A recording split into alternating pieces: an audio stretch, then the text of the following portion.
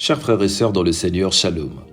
Aujourd'hui, j'aimerais vous parler d'une vérité qui dépasse le temps et qui concerne chacun de nous, l'époque de Noé. Notre sujet de ce soir est l'arche de Noé, notre royaume de cieux.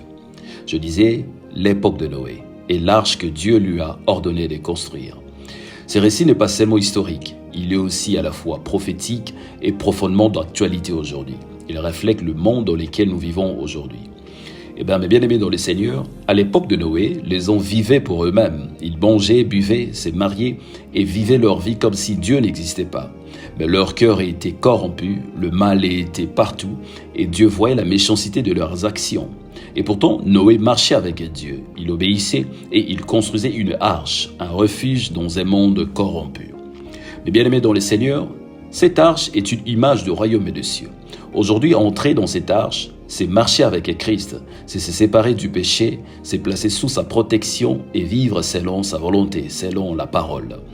Chaque décision de fuir l'impudicité, mes bien-aimés dans le Seigneur, chaque décision de refuser la fornication et le mal est une planche de cette arche spirituelle. Chaque renoncement volontaire au péché, chaque moment passé dans la prière et la méditation de la parole du Seigneur, chaque acte de fidélité est une charpente qui protège notre âme pour la vie éternelle auprès du Seigneur. Je vais dire encore à quelqu'un ce soir, fuyez l'impudicité, fuyez la fornication, fuyez le monde et ses désirs, sortez du milieu de voleurs, de brigands, abandonnez les mal, la sorcellerie, l'occultisme, la magie, tout ce qui peut fermer la porte au ciel, tout ce qui peut vous fermer la porte pour ne pas aller au ciel. Regardons l'exemple de Lot et de Sodome, ou soit Lot à Sodome. Dieu voulait sauver Lot, Dieu voulait sauver sa famille, mais il devait sortir, se séparer. S'il avait hésité ou regardé en arrière, il aurait été détruit certainement avec la ville, comme sa femme. Aujourd'hui, combien de fois restons-nous attachés à des habitudes corrompues, à des relations ou à des environnements qui nous entraînent dans le péché? Le Seigneur nous dit, encore une fois de plus, sortez maintenant, ne regardez pas en arrière. Ceux qui regardent en arrière ont l'ADN spirituel de la femme de Lot. Et l'ADN spirituel de la femme de Lot symbolise un cœur attaché à Dieu en apparence, mais attaché au monde en profondeur. Ce n'est pas une condamnation, mes bien-aimés, mais un appel à fixer les yeux en avant, laisser Dieu transformer les désirs du cœur, choisir clairement son identité spirituelle, chercher une identité réelle avec Dieu.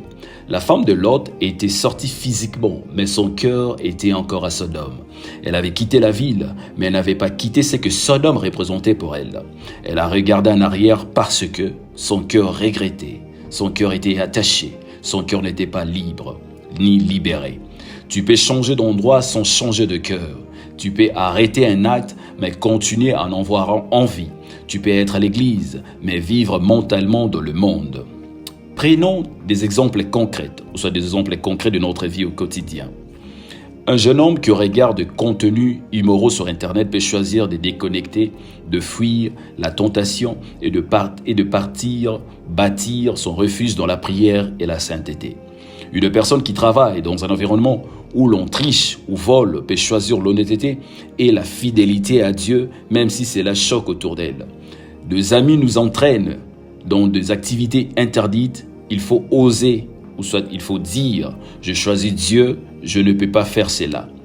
Mes frères et sœurs, la fidélité à Dieu sera parfois incomprise, moquée, ridiculisée. Mais souvenons-nous de Noé, il a risqué le ridicule pour sauver sa famille et les animaux. Aujourd'hui encore, la fidélité à Dieu est notre salut. Construire notre arche spirituelle et dire non au péché, renoncer aux mauvaises habitudes, consacrer du temps à Dieu par la prière, la lecture de la parole et la sainteté. Être un témoin vivant de notre famille, notre école, notre travail, notre environnement. Écoutez mes bien-aimés dans le Seigneur, chaque décision de fuir le mal et de marcher avec Dieu est une planche de votre arche. Chaque acte de sainteté est une charpente qui vous protège dans la tempête de ce monde. La Bible nous rappelle que le Fils de l'homme reviendra et qu'il faudrait être prêt. Matthieu chapitre 24, 37 au verset 39. Aujourd'hui, le royaume des cieux vous appelle, mes bien-aimés. L'arche est ouverte, la porte est toujours disponible. Mais le temps presse, le temps passe. Ne tardez pas à choisir, entrez dans l'arche, fuyez le mal, baptisez votre refuge spirituel. Que votre cœur réponde aujourd'hui, Seigneur, je choisis ton royaume. Je renonce au mal. Je marche avec toi. Je ne regarderai pas en arrière comme la femme de Lot. Je bâtis mon arche spirituelle, mon refuge contre le chaos de ces mondes. Que Dieu vous bénisse abondamment. Paix et grâce, c'est votre frère, Daniel Mbouyi. Shalom.